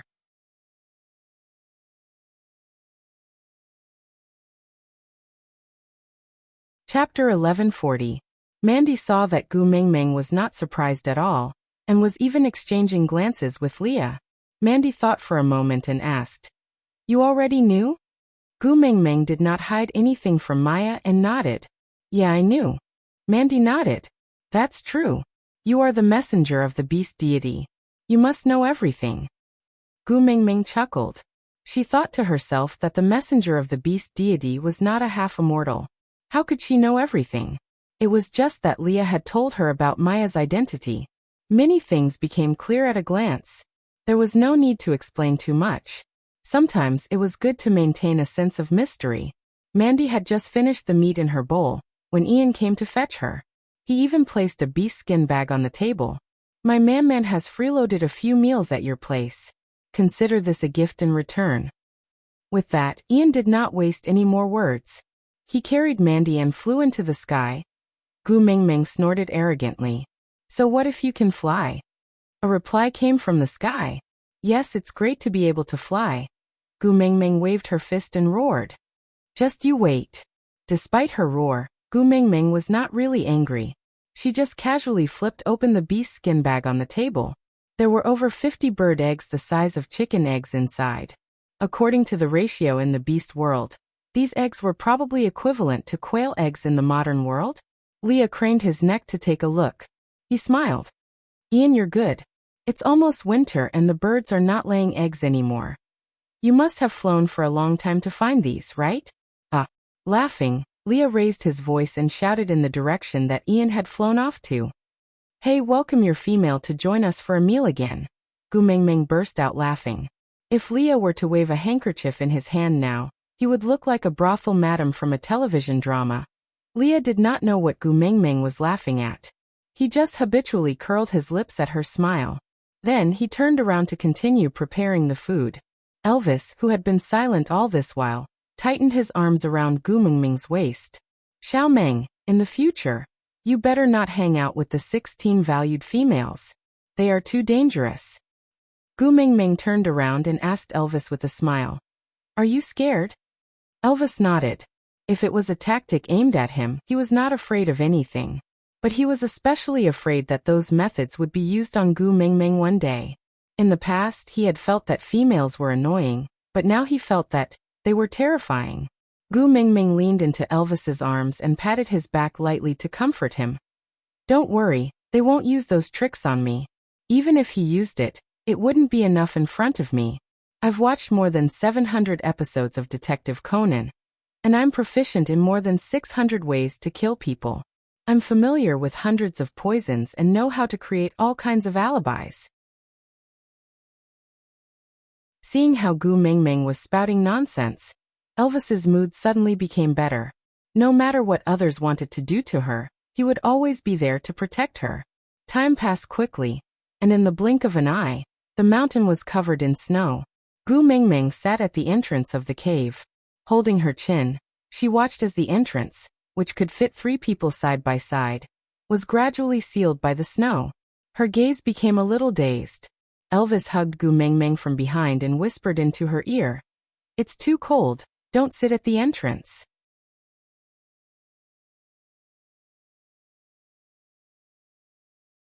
Chapter 1141. Ever since Gu Mingming inherited Elvis's night vision ability, they no longer stayed in the outermost chamber of the cave. It was too close to the cave entrance, and was not the most comfortable place in the cave. Previously, they stayed there just to accommodate Gu Mingming's need for a light source. Gu Mingming rubbed her little hands and said, "On the first day of sealing the mountain, I'll let you guys try something good." Elvis and Leah looked at each other, not knowing what Gu Mingming meant. After all, every piece of meat and potato in this cave was carried back by the two of them personally. What other good things could make Gu Mingming act so mysteriously? But since the little female had such an interest, The two of them were naturally willing to cooperate. So they smiled and looked at Gu Mingming expectantly. Gu Mingming took the small bamboo cup that she made in the bamboo forest and walked to the side of the wooden barrel. She lifted the lid and leaned against the barrel to smell it. Yeah, a fruity aroma mixed with a rich wine aroma. It should be drinkable. Gu Mingming did not pass it to Elvis and Leah hastily. She first poured half a cup into her own small cup and tasted it carefully. Without professional equipment, she could not extract the sugar, so the sourness was not balanced. It was more like grape juice than red wine. But if one tasted it carefully, it was not difficult to discover that there was alcohol in it. Actually, the taste was still very good. But Gu Mingming herself had not drunk any high-quality wine in the modern world. But compared to the Great Wall Dry Red, Gu Mingming felt that her portion was still better. Gu Mingming then poured a cup for Leah and Elvis respectively, after the wine was fine. Then she gestured for them to try it. Leah was a little surprised. He knocked on the wooden barrel and said, "This is for drinking? I thought you wanted to use it for bathing." Gu Mingming could not help but laugh and said, "I've only heard of people using milk to bathe. I've never seen anyone using red wine to bathe." "Red wine?" Leah asked. Gu Mingming nodded and answered, "Yeah, usually wine is brewed from grains. But I've been here for more than 2 years and have never seen a single grain of rice. I can't even eat it, let alone brew wine. Luckily, grapes can also be used to brew wine. Although the purity is not high, it's still good to drink it. Would you like to try it?" Elvis and Leah did not say anything else. Anything given by Gu Mingming, even if it was poison, they would drink it in one gulp and praise it as delicious. What more a glass of wine? The way they drank without hesitation made Gu Mingming frown. Red wine was a matter of taste. How did these two manage to taste like guillotine? If there was a wooden board stuck on the back of their necks, the two of them should have smashed the cup after drinking this bowl of wine, and then righteously said, 18 years later, we will be heroes again. Before Gu Mingming could complain, she heard a loud thud, and Elvis fell straight onto the ground. Gu Mingming was shocked and immediately squatted down to hug Elvis's head, patting his face and calling, "Hubby? Hubby, what happened to you? Are you allergic to grapes? Don't scare me." Huff, huff, huff. Gu Mingming was taken aback for a moment. She blinked her eyes and looked at Elvis, whose face was rosy and his breathing was even, and did not look like he was allergic at all. She was stunned for a moment before she laughed dryly and said, "It can't be. 1 cup and you'll pass out."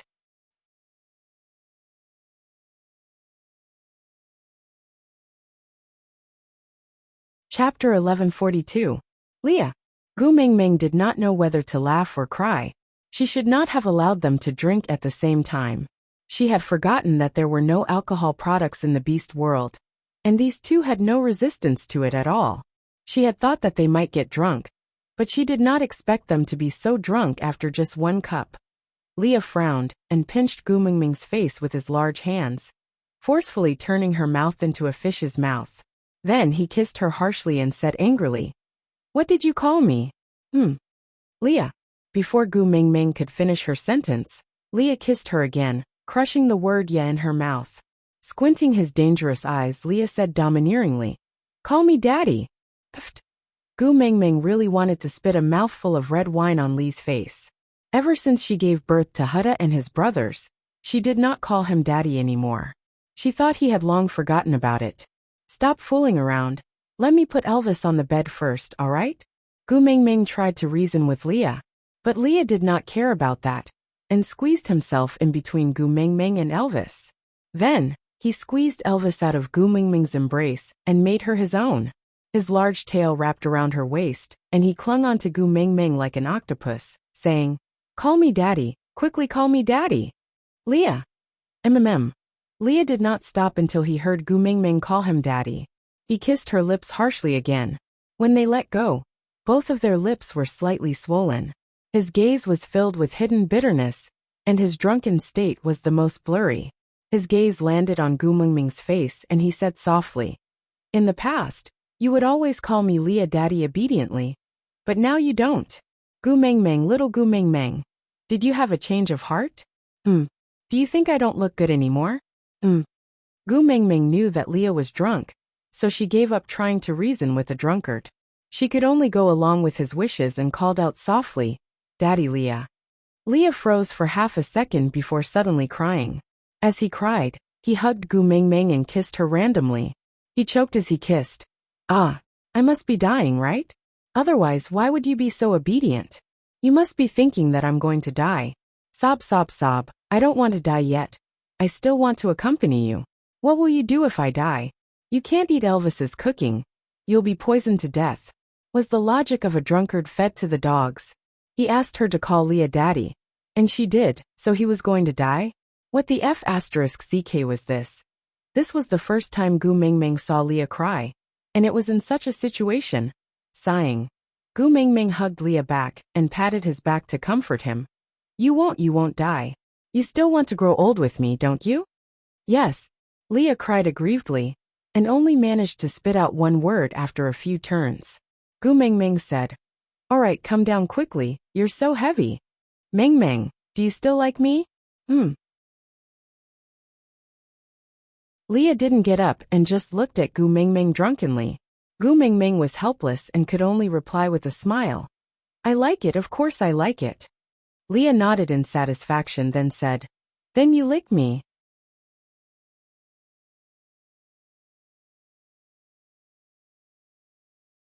Chapter 1143.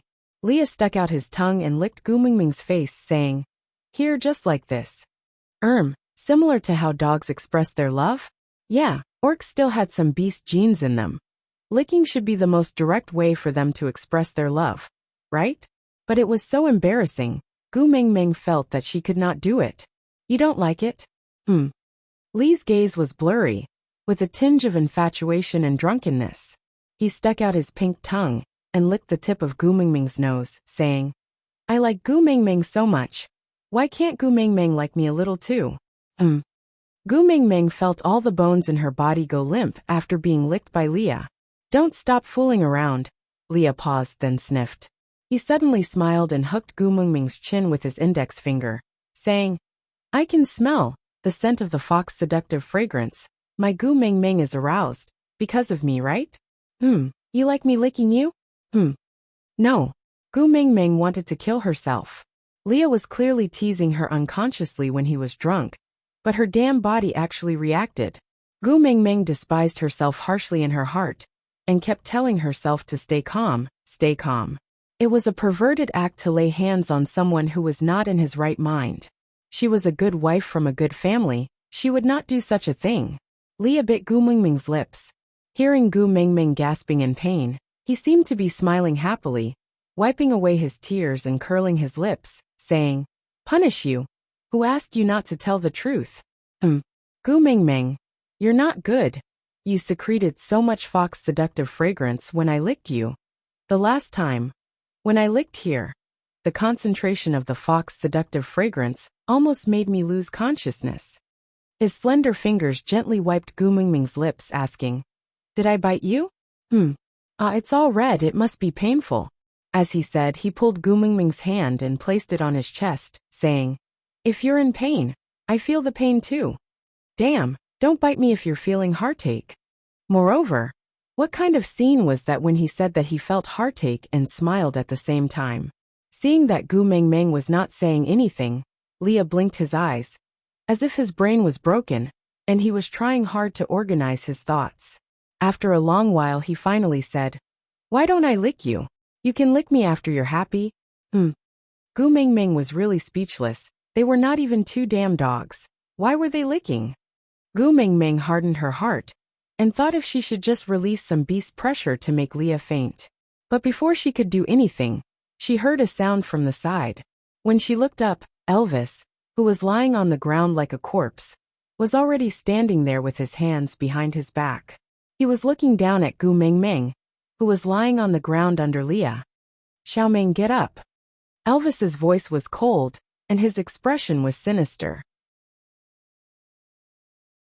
He looked completely different from his usual self. Gu Mingming was a little terrified.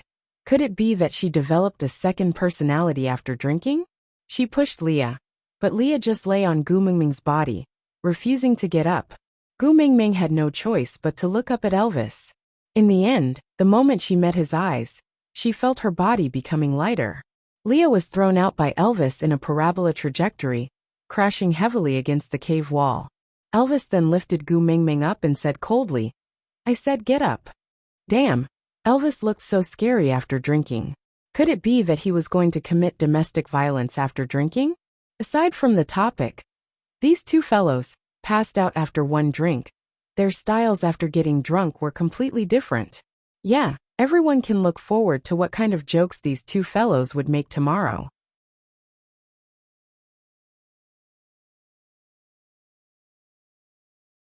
Chapter 1144. I'm up, I'm up. It had been a long time since Gu Mingming was carried by Elvis like this. Her feet did not touch the ground, and after kicking a few times, seeing that Elvis had no intention of putting her down, she just gave up and treated herself as a piece of laundry that was hung up. Elvis's blue eyes were bottomless and his expression was calm and sinister. He did not look like he was drunk, but an extremely calm killer executing a mission. This expression was actually Elvis's signature expression before he met Gu Mingming, but she had never seen him like this before. A large hand pinched Gu Mingming's lower jaw, and his gaze locked onto her swollen lips. He frowned slightly and his blue eyes deepened. His voice was as cold as a bone-chilling wind. He bit you. Gu Mingming was thinking that Elvis's black and drunken look was not one to be trifled with. Should she lie for Leah? In the end, before she could say anything, her mouth was forcefully kissed by Elvis. His nimble tongue attacked the inside of her mouth, taking whatever he wanted and turning the world upside down. He kissed her until she almost suffocated before Elvis let go of her. There was not a hint of lust on his face, and he was still as cold as an assassin. He opened his mouth and said calmly, "Let's go." There's his taste. After saying that, Gu Mingming felt her body lighten and she was free falling. Elvis let go without any warning, and Gu Mingming fell onto the ground on her butt. Before she could get up, Elvis and Leah were already in a brawl. It was not the usual playful way of fighting. The two of them looked like they were fighting with their lives on the line. Did they really just drink a glass of wine with low purity? Were they sure they didn't drink concentrated alcohol? Stop fighting, Gu Mingming roared. Leah was not Elvis's match due to the difference in their levels, and was almost being suppressed by him. Elvis was stopped by Gu Mingming's roar. He turned to look at Gu Mingming and said coldly, "Don't butt in between males matters."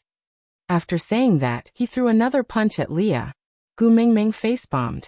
She did not expect Elvis to be so straight after getting drunk. She was momentarily speechless. While Elvis was distracted talking to Gu Mingming, Leah suddenly broke free from his restraint and shouted, "How dare you shout at my Gu Mingming?" She pounced towards Elvis and hung onto his back, biting his shoulder with all her might without letting go. Elvis's muscles tightened, but with only one level of difference. He could not shake off Leah as easily as Wabi did with the four little ones. He could only bend his body forward and roll on the ground, pinning Leah behind him. Leah heaved a sigh of relief from the pain on his back. Elvis took the opportunity to flip over and ride on Lee's body. His hands had already turned into sharp claws, and he went straight for Lee's face. Gu Mingming saw that they would really die if she did not stop them. Hence, she clenched her fists and instantly released a huge amount of beast pressure, causing Elvis and Leah to fall to the ground in a second. Elvis's body went limp, and he laid on Lee's body. Lee's claws had already pierced into Elvis's back, and half of his nails were embedded in his flesh. One of Elvis's hands was holding on to Lee's silver hair tightly while the other hand that was about to attack Leah landed weakly beside Lee's ear.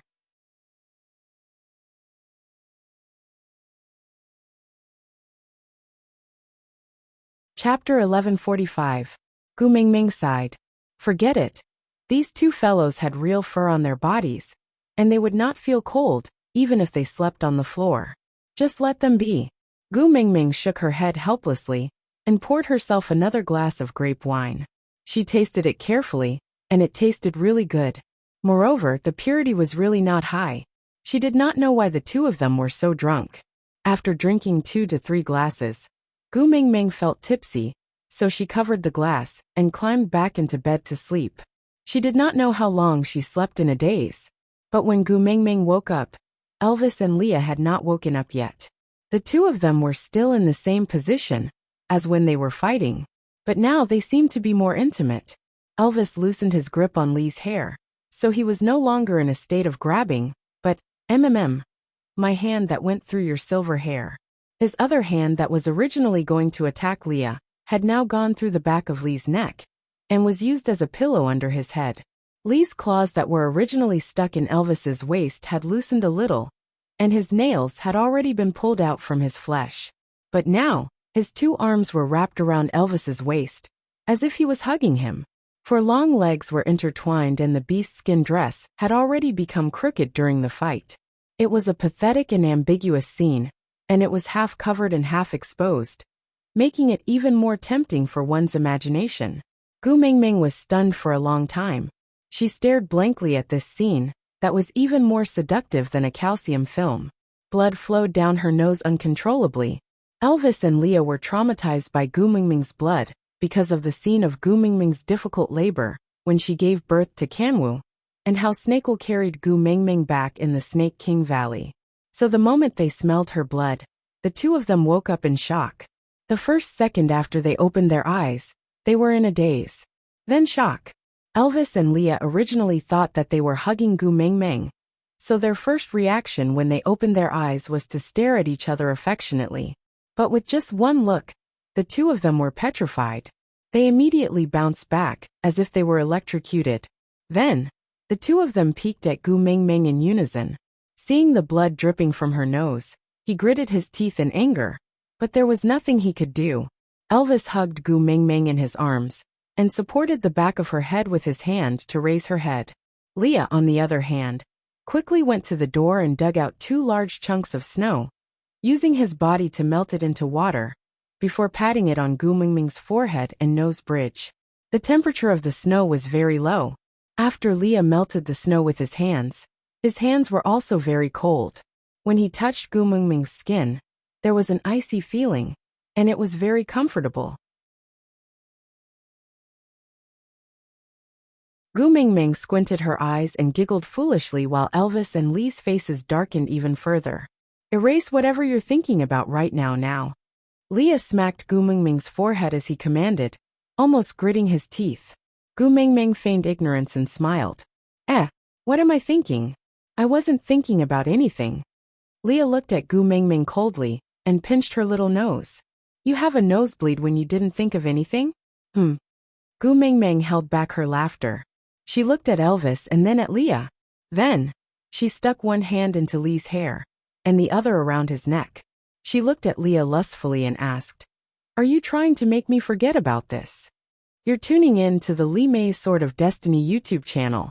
We're so grateful for your support, and don't forget to subscribe to join us on this incredible journey through captivating stories. Your generosity through donations truly makes a world of difference, as it's the primary source of revenue that allows me to expand and enhance this channel for you. Thank you from the bottom of my heart for being a part of this adventure.